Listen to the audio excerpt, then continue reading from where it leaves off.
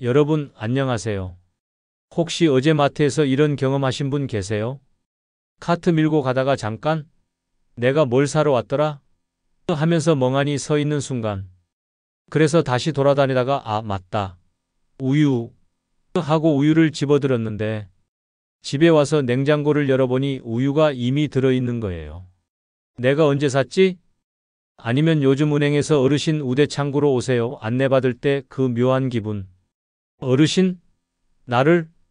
처음엔 당황스럽다가도 줄이 짧으니까 뭐 어때 빨리 끝내자 하고 가시는 그 마음. 집에 와서 거울 보니 맞네. 나 정말 어르신이네. 하고 씁쓸하게 웃게 되는. 요즘 이런 순간들이 자꾸 늘어나시죠? 그런데 진짜 무서운 건 따로 있어요. 지금부터 제가 말씀드릴 통계를 들으시면 등골이 서늘해지실 거예요. 10년 후 지금 이 영상을 보고 계신 분들 중 3명 중 1명은 병원비 때문에 집을 팔아야 할 수도 있습니다. 또 1명은 요양원비를 감당하지 못해 좁은 원룸에서 혼자 살아가야 할 수도 있어요. 설마 그럴 리가. 이렇게 생각하고 계시죠? 저도 처음엔 그랬어요. 하지만 며칠 전 고향 마을을 다녀오고 나서 생각이 완전히 달라졌습니다. 불과 10여 년 전만 해도 경로당에서는 웃음소리가 끊이지 않았거든요. 할머니들이 화투를 치며 깔깔 웃고 할아버지들이 장기 두며 농담하던 그 시절. 그런데 이번에 가보니 달라져 있더군요. 경로당 문은 굳게 닫혀 있고 마을에서 가장 붐비는 곳은 병원 대기실이었어요. 기침 소리와 한숨 소리만이 하루 종일 이어졌습니다. 그 순간 문득 깨달았어요. 이게 바로 10년 후 우리의 미래일 수도 있겠구나. 혹시 요즘 밤에 누우면 이런 생각해 보신 적 있으세요? 10년 후 내 모습은 어떨까? 지금 준비가 충분할까? 저도 그렇습니다. 친구 모임에 나가도 가족 식사 자리에 가도 결국 대화는 돈, 건강, 외로움 이야기로 끝나더군요. 그런데 여러분 절망할 필요는 없습니다. 현실을 제대로 알면 해답을 찾을 수 있으니까요. 오늘은 우리가 마주할 변화를 솔직히 들여다보고 지금부터라도 준비할 수 있는 현실적인 노후 준비 전략을 알려드릴 겁니다. 끝까지 보시면 분명 이렇게 느끼실 거예요. 지금부터라도 하나씩 시작해야겠구나. 제1장. 초고령 사회, 피할 수 없는 변화의 물결. 여러분 혹시 이런 사실을 알고 계셨나요? 2025년 바로 올해부터 우리나라 인구 5명 중 1명이 65세 이상입니다. 유엔에서는 이를 초고령 사회라고 부르죠. 일본이 이 지점에 도달하는데 36년이 걸렸는데 우리는 단 26년 만에 여기까지 왔습니다. 세계에서 가장 빠른 속도로 늙어가는 나라. 노인 빈곤율 1위의 나라. 그게 바로 우리나라 대한민국입니다. 제가 고향에서 만난 한 할머니는 이렇게 말씀하시더군요. 요양원 비용이 한 달에 200만 원이 넘는데 내가 받는 국민연금은 고작 40만 원뿐이야. 대체 어떻게 살라는 건지. 이 할머니의 한탄이 남의 이야기일까요? 10년, 20년 후 우리 모습이 아닐까요? 변화의 속도가 이렇게 빠른 이유는 여러 요인이 겹쳤기 때문입니다. 첫째, 출산율의 급격한 감소입니다. 결혼하는 사람도 줄었고 결혼해도 아이를 갖지 않는 경우가 늘었어요. 둘째, 평균 수명의 연장입니다. 의료기술 발달로 더 오래 살게 되었지만 그만큼 노년기도 길어진 거죠. 셋째, 베이비부머 세대의 은퇴입니다. 1955년부터 1963년 사이에 태어난 대규모 인구 집단이 동시에 고령화되고 있어요. 제2장. 60, 70대가 곧 마주하게 될 끔찍한 현실 3가지. 첫 번째 끔찍한 현실. 60세의 위기, 샌드위치 세대의 고통. 60세가 되면 정말 힘든 시기가 찾아옵니다. 위로는 부모님 돌봄, 아래로는 자녀 지원. 완전한 샌드위치 상황이 되죠. 제가 아는 김대현 씨 이야기를 해드릴게요. 60세 중견기업 부장으로 월급 520만 원, 아파트 시세 8억 5천만 원. 몇 년 전만 해도 이 정도면 충분하겠지 생각했답니다. 그런데 지난해 갑자기 어머니께서 치매 진단을 받으셨어요. 요양원비가 월 220만 원. 거기에 대학생인 아들의 등록금과 생활비로 월 160만 원이 기본으로 나가고 있었죠. 월급 520만 원에서 380만 원이 그냥 사라지는 겁니다. 남은 140만 원으로 어떻게 살 수 있겠어요? 대출이자, 생활비, 보험료를 내고 나면 저축은 꿈도 못 꾸는 상황이 되었습니다. 설상가상으로 회사에서 구조조정이 시작됐어요. 60세의 명예퇴직 권유를 받았습니다. 퇴직금 3억 원을 받을 수는 있지만 그동안 모아둔 예적금은 전혀 없는 상황입니다. 두 번째 끔찍한 현실. 65세의 위기, 일자리 절벽과 건강 적신호. 65세에 누구나 겪게 될 가장 큰 벽이 있죠. 바로 은퇴와 퇴직입니다. 하지만 2023년 기준으로 65세 이상 재취업률이 고작 23%에 불과합니다. 퇴직 후 10명 중 7, 8명은 일자리를 구하지 못한다는 뜻이에요. 제가 아는 이상훈 씨는 올해 68세입니다. 63세에 조기 퇴직한 후 5년간 이것저것 다 해봤대요. 치킨집도 해보고 보험 영업도 해보고 택시 운전도 해봤지만 모두 실패했답니다. 퇴직금 3억 2천만 원은 이미 바닥났고 국민연금 받기까지 시간이 남았었죠. 그런데 이때 몸에서 신호가 왔어요. 당뇨 진단을 받은 겁니다. 의료비가 35만 원씩 나가기 시작했어요. 혈당 관리하려면 좋은 음식을 먹어야 하는데 돈이 없으니까 오히려 건강이 더 나빠졌죠. 완전한 악순환이었습니다. 결국 이상훈 씨는 아파트를 담보로 대출받기 시작했어요. 처음엔 1천만 원, 그 다음엔 2천만 원. 68세가 된 지금은 주택담보대출이 1억 6천만 원까지 늘어났답니다. 세 번째 끔찍한 현실. 70세의 위기, 완전한 고립. 70세가 되면 위기가 절정에 달합니다. 70세 이상 노인 빈곤율이 40.4%, OECD 평균의 3배 수준이에요. 10명 중 4명이 가난하다는 이야기입니다. 74세 박영자 씨. 하루를 들여다볼게요. 오전 6시에 일어나서 TV를 켜요. 아침 먹고 또 TV 보고 점심 먹고 또 TV 보죠. 하루 종일 말 한마디 안 하는 날이 일주일에 3, 4일이 넘어요. 남편은 3년 전에 돌아가셨고 자식들은 각자 바쁘다며 명절에나 얼굴을 비춰요. 22층 아파트에서 혼자 사는데 이웃과 인사도 안 합니다. 몸이 아파도 참아요. 병원 가려면 버스를 2번 갈아타야 하는데 다리가 아파서 걷기가 힘들거든요. 택시비는 아까워서 못 하겠대요. 국민연금 70만 원으로 사는데 택시비 2만 원이 아깝지 않겠어요? 어제는 현관문 앞에서 넘어지셨대요. 30분 동안 못 일어났다고 해요. 그때 생각했대요. 아, 이렇게 죽는구나. 다행히 일어났지만 만약 크게 다쳤다면 누가 발견했을까요? 고독사 통계를 보니까 2022년에 65세 이상 고독사가 1600명을 넘었어요. 발견될 때까지 평균 21일이 걸렸다고 합니다. 21일이에요. 21일. 그리고 노후의 위기가 하나 더 있습니다. 바로 황혼 이혼입니다. 2023년에 이혼하는 부부 10쌍 중 3쌍이 60세 이상이에요. 특히 부인이 먼저 이혼하자고 하는 경우가 74%입니다.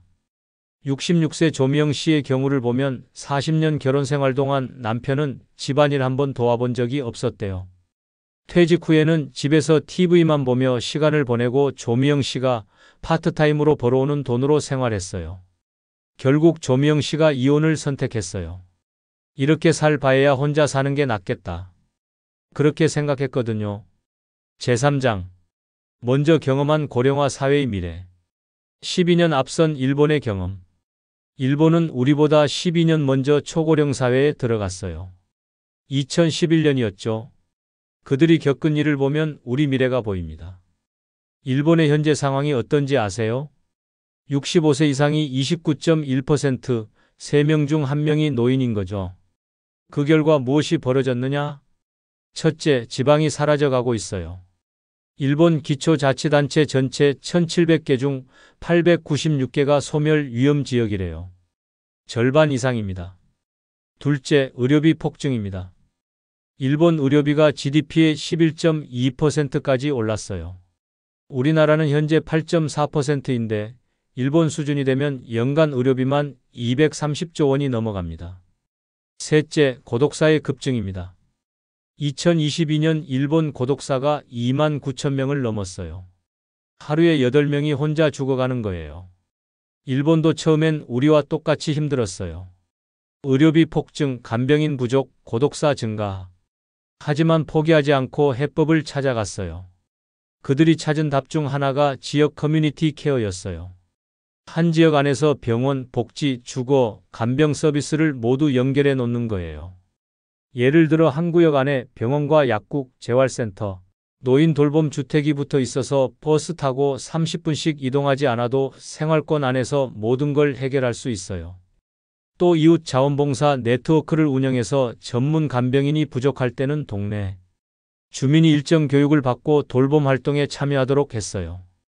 이렇게 하니까 고립도 줄고 병원 이용 효율도 높아졌죠. 덴마크의 지혜로운 접근. 특히 덴마크에서는 노인을 부담이 아니라 경험 있는 일꾼으로 봐요. 이런 시각의 전환이 중요해요. 은퇴 연령을 늘리고 고령자 맞춤형 일자리를 만들었어요.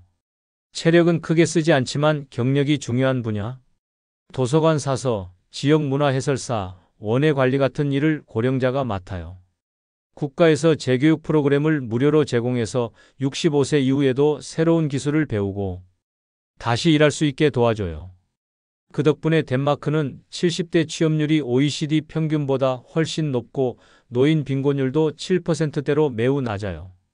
우리나라의 작은 시작들, 국내에서도 좋은 시도들이 나타나고 있어요. 전남의 한 농촌 마을은 몇 년 전부터 마을회관을 공동돌봄센터로 전환했어요. 여기서는 어르신들이 하루 한 끼를 함께 먹고 주 2회 간호사가 건강 체크를 해요. 혼자 사는 어르신이 갑자기 아파도 같이 식사하던 사람들이 바로 발견해서 병원으로 연결해 줄 수 있어요. 경기도 일부 지자체에서는 실버 창업 지원을 운영해요. 전통 먹거리 판매, 수공예, 소규모 텃밭 재배 등 작지만 안정적으로 수익이 나오는 창업 아이템을 지원하고 시청, 군청에서 판매처까지 연결해줘요. 이런 사례들을 보면서 느끼는 건 해결책은 이미 곳곳에서 나타나고 있다는 거예요. 우리가 할 일은 이런 정보를 찾고 내 상황에 맞게 적용해 보는 거예요. 제사장. 2034년 세 사람의 엇갈린 운명. 지금으로부터 10년 후인 2034년 우리의 삶은 어떠할지 상상해 봅시다. 같은 70대라도 완전히 다른 삶을 살 수 있습니다. 세 분의 이야기를 들려드릴게요. 준비하지 않은 최진우 씨. 처참한 현실. 2034년 3월 어느 월요일 아침 72세 최진우 씨가 눈을 떴습니다. 벽에 걸린 시계가 오전 6시를 가리키고 있어요. 최 씨는 스마트폰으로 통장 잔고부터 확인해요. 14만 원. 이번 달 병원비도 나오지 않는 금액입니다. 아이고 한숨이 절로 나와요. 10년 전인 2024년 62세 최 씨는 이런 상황을 전혀 예상 못했거든요. 대기업 과장으로 월급 500만 원, 아파트 시세 8억 원. 이 정도면 뭐 충분하겠지 그렇게 생각했어요. 하지만 현실은 달랐어요. 63세의 구조조정으로 명예퇴직 당했어요. 퇴직금 3억을 받았지만 아버지 치매 간병비로 절반이 나갔어요. 67세의 아내가 치매 진단을 받았어요. 또 요양원비 월 200만 원. 아파트를 팔 수밖에 없었어요. 8억에 샀던 아파트가 6억에 팔렸어요. 인구 감소로 집값이 떨어진 거거든요. 그 돈도 2년 만에 바닥났어요. 지금 최 씨는 국민연금 월 68만 원으로 원룸에서 혼자 살아요. 최 씨의 하루 일과를 보면 아침 7시에 일어나서 라면으로 아침을 먹어요. 계란 하나 추가하면 사치거든요. 오전에는 동네 산책하며 시간을 때워요. 점심은 굶기도 해요. 아침 늦게 먹고 저녁 일찍 먹으면 하루 2끼로도 충분하거든요. 돈을 아껴야 하니까요. 저녁 6시에 마트에 가요. 할인 스티커 붙은 음식을 사요. 반값으로 살 수 있거든요. 같은 시간에 나타나는 노인들과 할인 상품을 두고 경쟁해야 해요. 최 씨 통장에는 국민연금 68만 원이 매달 들어와요. 원룸 월세 45만 원, 관리비 5만 원 내고 나면 18만 원이 남아요. 이 돈으로 식비, 교통비, 통신비, 의료비를 해결해야 해요. 병원 가고 싶어도 참아요. 진료비 1만 원, 약값 2만 원이면 하루 식비 3일치거든요. 준비한 장성호 씨, 여유로운 일상. 같은 날 아침 70세 장성호 씨의 하루는 완전히 달라요. 장 씨도 오전 6시에 일어나지만 기분이 상쾌해요. 아파트 15평 거실에서 30분간 요가하며 하루를 시작해요. 20년 전부터 꾸준히 해온 습관이거든요. 아침 식사는 부인과 함께 해요. 현미밥에 나물 반찬, 된장국이 상에 올라와 있어요. 건강한 식단을 유지할 여유가 있거든요. 식사 후 통장 잔고를 확인해 봐요. 2,400만 원. 이달 초보다 200만 원 늘었어요. 국민연금 85만 원, 퇴직연금 40만 원, 개인연금 35만 원, 주택연금 40만 원을 합쳐서 매달 200만 원이 들어와요. 여기에 배당주에서 나오는 배당금 30만 원까지 더하면 230만 원의 안정적인 수입이 있어요. 장 씨는 20년 전부터 계획적으로 준비했거든요. 50대부터 월급의 30%를 노후 자금으로 저축했어요. 월급 400만 원에서 120만 원씩 20년간 모았죠. 복리 효과로 4억 원 가까이 모을 수 있었어요. 오전 9시 장 씨는 집을 나서요. 동네 도서관에서 하는 독서 모임에 참석하러요. 일주일에 3번 또래들과 만나서 책도 읽고 이야기도 나눠요. 점심시간에는 부인과 함께 근처 카페에서 식사해요. 1만 5천 원짜리 정식이지만 부담 없이 먹을 수 있어요. 월 수입이 230만 원이니까요. 장 씨 부부는 여행도 자주 가요. 2달에 한 번씩 국내 여행하고 1년에 한 번은 해외여행도 가죠. 경제적 여유가 있으니까 가능한 일이에요. 장 씨는 생각해요. 20년 전에 준비하길 정말 잘했어. 박 씨와 장 씨 두 사람의 차이가 뭘까요? 능력이나 운이 아니에요. 바로 20년 전의 선택이었어요. 최 씨는 60대에도 나중에 생각하자며 미뤘어요. 당장 필요한 것들에만 돈을 썼죠. 자녀 교육비, 주택 대출, 자동차 할부, 노후는 나중 일이라고 생각했어요. 반면 장 씨는 50대부터 미래를 위해 지금 포기하자고 결심했어요. 비싼 옷, 좋은 차, 큰 집을 포기하고 노후를 위해 저축했어요. 건강에도 투자했고 인간관계도 소중히 했죠. 그런데 여기서 끝이 아니에요. 세 번째 이야기를 들려드릴게요. 정순희 씨, 늦게 시작한 변화의 힘. 70세 정순희 씨는 좀 다른 경우예요. 60세까지는 최진우 씨와 비슷한 상황이었어요.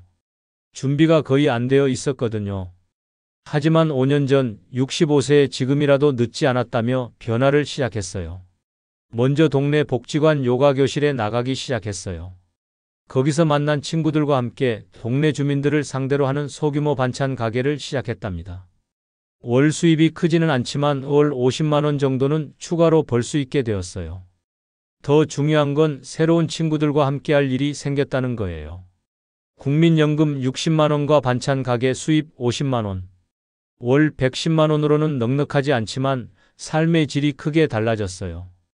65세에 시작했어도 이만큼 달라지는데 60세에 시작했다면 얼마나 더 좋았을까? 가끔 생각하긴 하지만 그래도 시작하길 잘했다는 생각이 더 크다고 해요. 최 씨, 장 씨, 정 씨의 이야기에서 우리가 배울 수 있는 건 뭘까요? 첫째, 준비는 빠를수록 좋다는 것.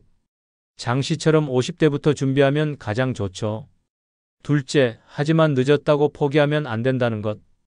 정 씨처럼 65세에 시작해도 분명히 달라질 수 있어요. 셋째, 혼자가 아니라는 것.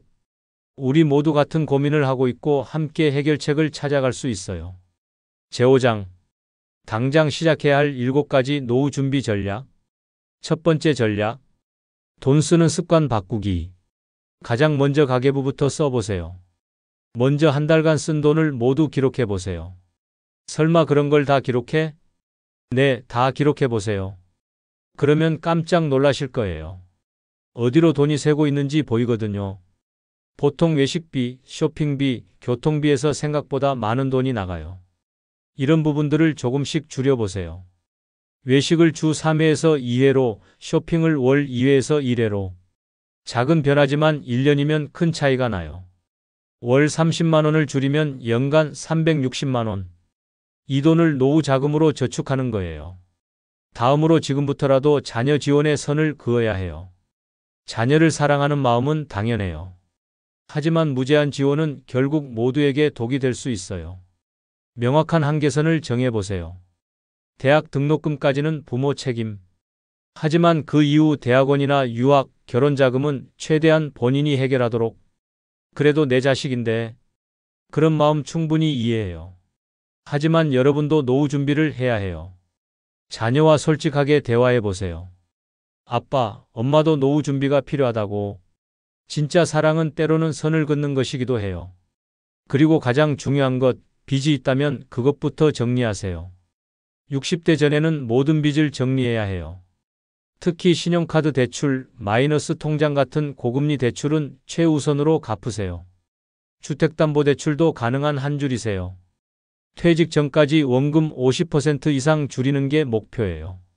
지금 당장 갚기가 어렵다면 은행에 가서 상담받아 보세요. 대출 조건 변경, 금리 인하 같은 방법이 있어요. 두 번째 전략, 건강한 몸과 마음 준비하기. 첫째로 기능적 건강 수명을 늘리세요. 기능적 건강 수명. 진짜 중요한 건 이거예요. 오래 사는 것보다 건강하게 사는 게 중요해요. 병원 침대에서 10년을 보내는 건 장수라고 할 수 없어요. 진짜 장수는 내 두 발로 시장에 가고 손으로 밥을 차리고 친구와 차를 마실 수 있는 기간을 늘리는 거예요. 70세 이후 골절 한 번이면 평균 회복 기간이 6개월. 그 사이 근육은 30% 이상 줄어들어요. 하지만 미리 준비하면 달라져요. 주 3회 이상 근력 운동은 필수예요. 헬스장까지 가기는 그럴 필요 없어요. 물통, 탄력밴드, 의자만 있으면 집에서도 충분히 가능해요. 1.5L 물통을 들고 팔꿈치 굽히기 15회 3세트. 의자에 앉았다 일어서기 15회 3세트. 이 정도면 하체와 상체를 동시에 단련할 수 있어요. 매일 30분 이상 걷기도 중요해요. 30분이나 어떻게 걸어? 처음엔 10분부터 시작하세요. 점점 늘려가면 돼요. 그리고 노후에 가장 중요한 균형 감각을 기르세요. 넘어짐을 막는 건 힘이 아니라 균형이에요. 양치할 때 한 발로 서기, 눈 감고 10초 버티기. 이런 간단한 습관이 평생을 지켜줘요. 일본에서는 이런 습관 하나로 65세 이상 낙상률을 20% 낮췄다고 해요. 둘째, 두뇌도 근육입니다. 잊지 마세요. 두뇌도 근육이에요. 자극을 주지 않으면 기능이 떨어져요. 하루 20분 책 읽기, 주 2회 악기나 외국어 배우기, 퍼즐, 보드게임 같은 뇌자극 활동.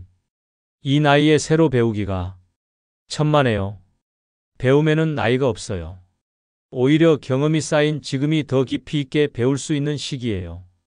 영국 연구에 따르면 매주 2번 이상 이런 인지 활동을 하는 노인의 치매 발병률이 무려 40%나 낮다고 해요.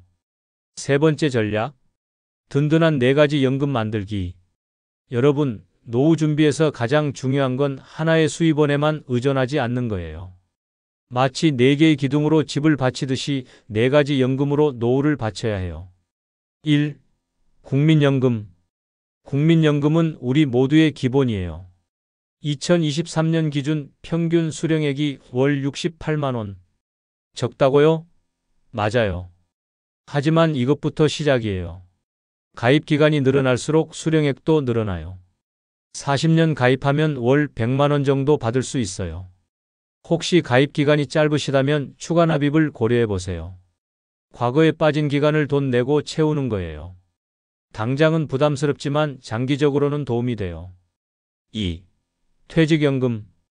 퇴직연금 회사에서 알아서 해준다고 그냥 놔두고 계신 분 많으시죠? 이건 정말 아까운 일이에요. DC형을 선택하셨다면 운영을 직접 하셔야 해요.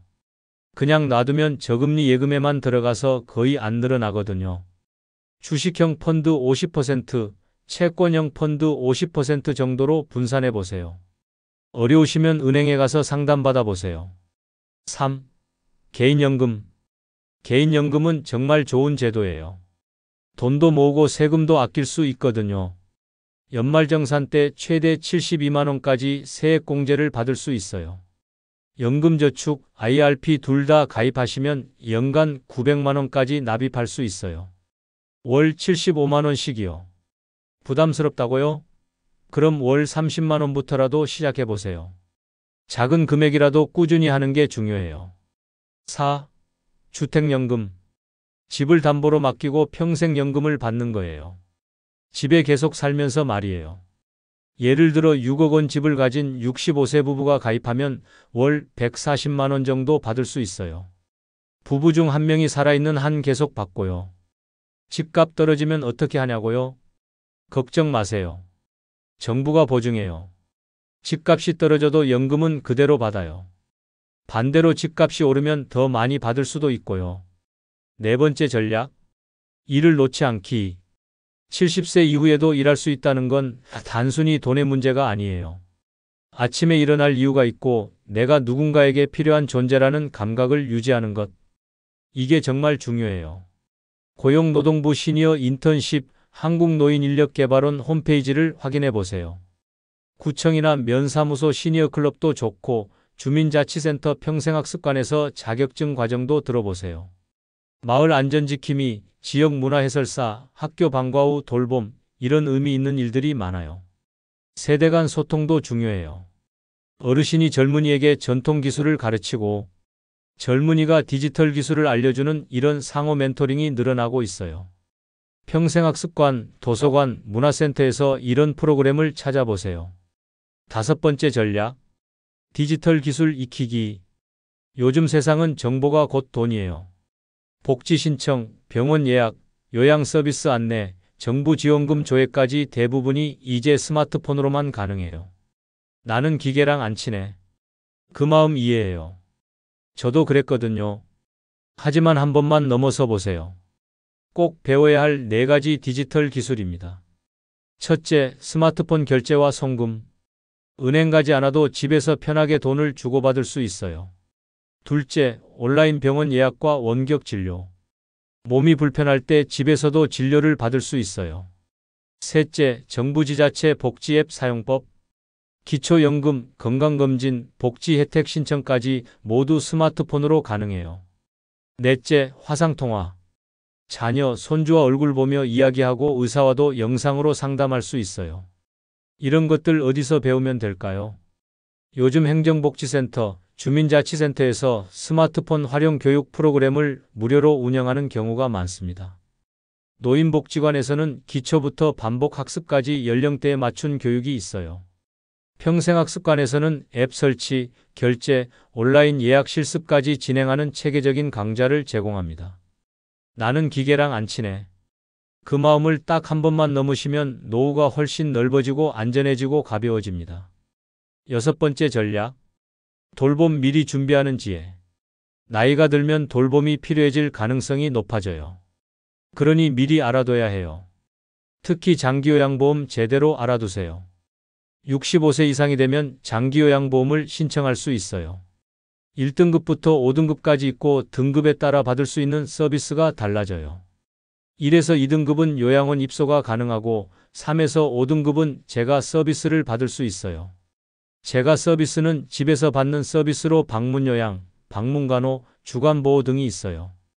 본인 부담금은 15에서 20% 정도예요. 1등급으로 요양원에 들어가면 월 30만 원 정도 내면 돼요. 하지만 비급여 항목까지 합치면 월 150만 원에서 200만 원은 들어간다고 보세요. 일곱 번째 전략. 사람과의 관계 만들기.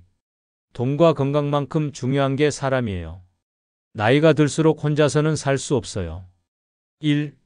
동네 모임부터 찾아보세요. 동네 복지관, 주민센터에서 하는 프로그램에 참여해보세요. 요가 교실, 독서 모임, 등산 동호회 등 다양한 모임이 있어요. 처음에는 어색하지만 꾸준히 나가다 보면 친구가 생겨요. 같은 지역에 사는 또래들과 관계를 만들어 두는 게 중요해요. 2. 취미를 지금부터 시작하세요. 퇴직 후에도 할 수 있는 취미를 미리 개발해 두세요. 악기 연주, 그림 그리기, 원예, 요리 등 손을 쓰는 취미가 좋아요. 취미 활동을 통해 사람들도 만날 수 있고 시간도 의미 있게 보낼 수 있어요. 혼자서도 즐길 수 있는 취미도 하나쯤은 있어야 해요. 3. 젊은 사람들과도 교류하세요.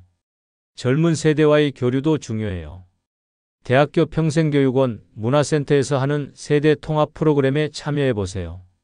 젊은 사람들에게는 인생 경험을 전해주고 젊은 사람들로부터는 새로운 기술이나 문화를 배울 수 있어요. 서로에게 도움이 되는 관계죠. 제6장. 가족과 함께 그리는 노후 그림. 여러분, 가족 간에도 계획이 필요해요. 누가 얼마나 돌볼게는 가족의 최대 갈등 요인이 될 수 있거든요. 하지만 미리 대화하고 합의하면 오히려 가족이 더 단단해질 수 있어요. 가족 회의를 열어보세요. 누가 병원에 모시고 갈지, 누가 비용을 부담할지, 누가 일상을 돌볼지. 첫째는 병원, 약, 치료 일정 관리. 둘째는 생활비와 간병비 부담.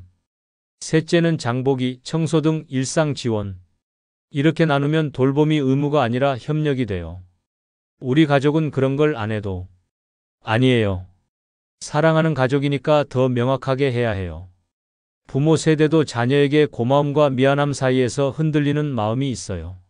내가 이렇게까지 받았는데 갚아야 하지 않나 하는 심리적 빚이 생기면 돌봄이 고마움이 아니라 부담이 됩니다.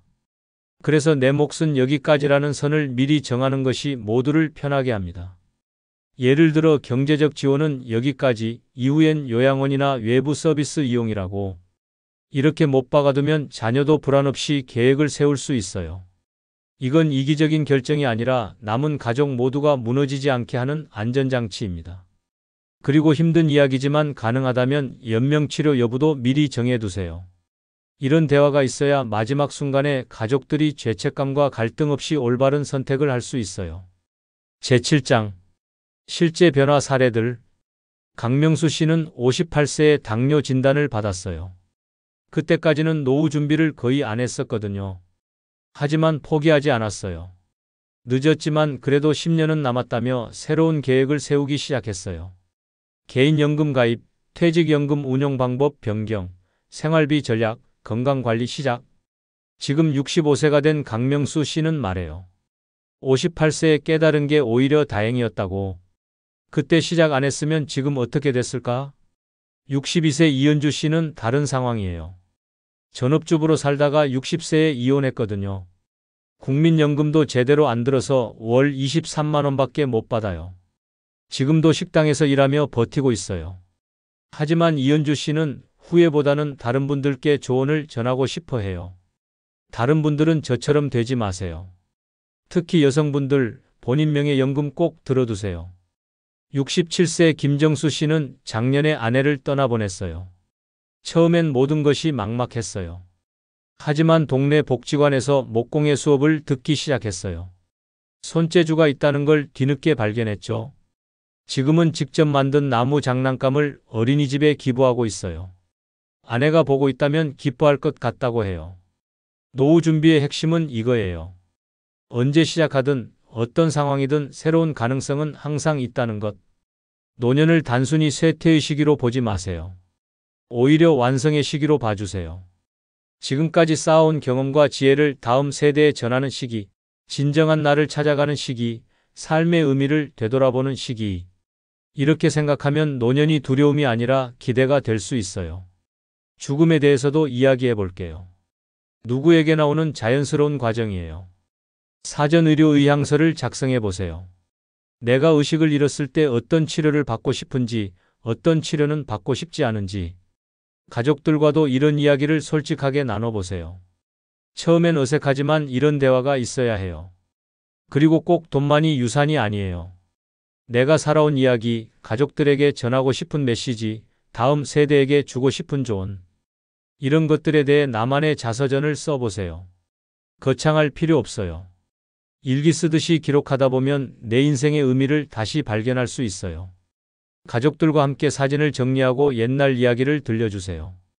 이런 시간들이 진짜 소중한 유산이에요. 제8장. 오늘부터 시작하는 새로운 인생 여정. 지금 67세, 68세가 되신 분들 이미 늦었나 하고 걱정하지 마세요. 절대 늦지 않았어요. 앞서 들려드린 정순희 씨처럼 65세에 시작해도 분명히 달라질 수 있어요. 70세에 시작해서 80세에 완전히 새로운 인생을 사신 분들도 봤어요. 중요한 건 시작하는 거예요. 작은 변화라도 계속 쌓이면 큰 차이를 만들어내거든요. 첫째, 가계부를 써보세요. 한 달만이라도 어디에 돈을 쓰는지 정확히 파악해 보세요. 둘째, 건강검진을 받으세요. 내 몸 상태를 정확히 알아야 계획을 세울 수 있어요. 셋째, 가족과 대화해 보세요. 노후 계획에 대해 솔직하게 이야기를 나눠보세요. 넷째, 동네 모임을 찾아보세요. 주민센터나 복지관에 가서 어떤 프로그램이 있는지 알아보세요. 다섯째, 스마트폰 기능 하나만 배워보세요. 카카오톡이라도 할 수 있으면 세상이 훨씬 넓어져요. 6째, 산책을 시작해 보세요. 하루 10분부터 시작해서 점점 늘려가면 돼요. 여러분, 이 모든 준비를 혼자 할 필요는 없어요. 우리 모두 같은 고민을 하고 있어요. 같은 불안을 느끼고 있고 같은 희망을 품고 있어요. 서로 도우며 함께 준비해 가면 돼요. 정보도 나누고 경험도 나누고 때로는 위로도 주고받으면서요.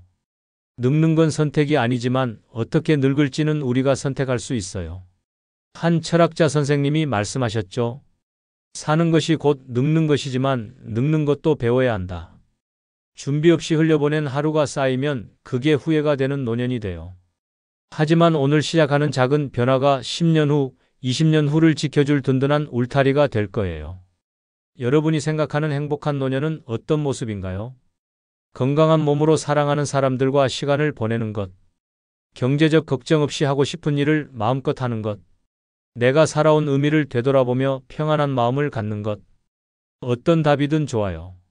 중요한 건 그 모습들을 지금부터 하나씩 만들어가는 거예요. 사실 이런 현실적인 이야기를 하는 게 쉽지 않았어요. 누군가에게는 불안감을 줄 수도 있고 누군가에게는 상처가 될 수도 있으니까요. 하지만 그래도 말씀드리고 싶었어요. 현실을 외면한다고 해서 현실이 바뀌지는 않거든요. 오히려 정확히 알고 준비할 때 더 나은 미래를 만들 수 있으니까요. 지금 이 순간 여러분은 중요한 갈림길에 서 있어요. 왼쪽 길은 아직 시간 있어 나중에 생각해보자는 길이에요. 오른쪽 길은 지금부터라도 하나씩 시작해보자는 길이고요. 어떤 길을 선택하시겠어요? 10년이라는 시간이 길다고 생각하실 수도 있어요. 하지만 생각해보세요. 2015년이 어제 같은데 벌써 2025년이에요. 앞으로 10년도 금세 지나갈 거예요. 그 10년을 어떻게 보내느냐가 그 다음 인생을 완전히 바꿔놓을 거예요. 저는 여러분을 믿어요. 지금까지 온갖 어려움을 헤쳐오신 분들이잖아요. 전쟁도 겪어보고, 가난도 겪어보고, IMF도 버텨내고, 자식들 키우느라 고생도 하고, 그런 여러분이 노후 준비 정도 못하실 리 없어요. 다만 방법을 몰랐을 뿐이에요. 어디서부터 시작해야 할지 막막했을 뿐이고요. 오늘 제가 말씀드린 것들 중에서 딱 하나만이라도 시작해보세요. 가계부 쓰기라도, 동네 산책이라도, 스마트폰 기능 하나 배우기라도, 작은 시작이 큰 변화를 만들어낼 거예요. 그리고 혼자 하지 마세요. 빛나는 인생의 지혜 채널이 여러분과 함께 할게요. 앞으로도 실용적이고 현실적인 노후 준비 정보들을 계속 전해드릴 거예요. 여러분의 궁금한 점들, 걱정스러운 부분들을 댓글로 남겨주세요. 다음 영상의 주제가 될 수도 있어요. 나는 이런 걱정이 있어요. 이런 방법으로 준비하고 있어요. 이것도 궁금해요. 이런 댓글 하나하나가 다른 분들께도 정말 큰 도움이 돼요. 여러분의 경험담이 누군가의 인생을 바꿀 수 있거든요. 그리고 오늘 영상이 도움이 되셨다면 꼭 공유해 주세요. 부모님께, 형제자매께, 오랜 친구분들께 야, 이거 한번 봐봐. 우리 얘기 같아. 이렇게 자연스럽게 말씀해 주시면 돼요. 나이 들어간다는 건 자연스러운 일이에요. 오히려 지혜가 쌓여간다는 증거죠. 그 지혜로 더 나은 노년을 준비할 수 있어요. 여러분, 마지막으로 꼭 기억해 주세요. 여러분이 지금까지 살아오신 그 모든 날들이 헛되지 않았어요. 아침 일찍 일어나 가족을 위해 일하신 그 모든 날들. 자식들 뒷바라지하느라 본인 것은 뒤로 미루고 희생하신 그 모든 시간들. 그 모든 게 여러분의 자산이에요. 이제 그 자산을 바탕으로 여러분만의 아름다운 노년을 설계해 가세요. 구독과 좋아요는 정말 큰 힘이 돼요. 더 많은 분들이 이런 소중한 정보를 알 수 있도록 도와주세요. 지금까지 긴 이야기 시청해 주셔서 정말 감사합니다.